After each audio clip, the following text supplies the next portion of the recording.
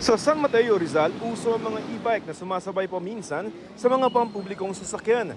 Si Marie, 6 na taon nang may e-bike na panghatid sundo sa mga anak.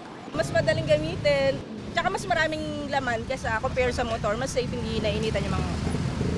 Walang problema basta hindi aabot sa National Road kung saan bawal ang mga e-bike pati mga tricycle at pedicab ayon sa munisipyo ng San Mateo. Alang-alang daw ito sa kaligtasan ng mga sumasakay. Nakakabagal din daw ito ng trapiko sa National Road nila na tagusan pa naman ng mga papunta o galing Quezon City at Marikina. Yung rush hour ang kinaanuhan natin. Yung doon tayo magfo-focus talaga.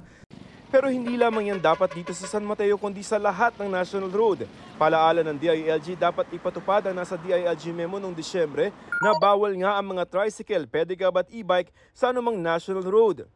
Simula February 5 sa Lunes, manghuhuli na ang lokal na pamahalaan ng San Mateo ng mga sasakyan na ipinagbabawal sa kanilang National Road katulad nitong General Luna. Bawal ang mga tricycle, pedicab at mga e-bikes. 2,500 pesos ang multa sa mga mahuhuling e-bike. Pareho rin ang sa tricycle sa unang 2 paglabag, pero babawiin na ang prangkisa sa pangatlo. Para sa safety rin namin, at saka minsan kasi may time din na mabagal kasi siya. So may mga mabibilis na sasakyan din. Pero masama ang loob ng ilan tulad ng 88-year-old na si Mang Eric na nakadepende sa kanyang e-bike ang kanyang pang-araw-araw na buhay. Ano naman ang gagawin ng mga senior? Nag-iisa ako sa bahay ko.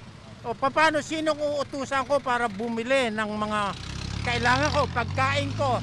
Hindi yung maapektuhan. Nagtataka rin ang mga tricycle driver. Yung ang kinasasama namin ng loob eh. Sa prangkisa namin merong General Luna, so kasama yung highway. Nasa highway yan. Hindi namin maihahatid. I have to verify that. I don't think kasi it's allowed. We can be lenient on that, lalo na if it involves PWDs, senior citizen, and then it's an emergency case or semi-emergency, as I could say.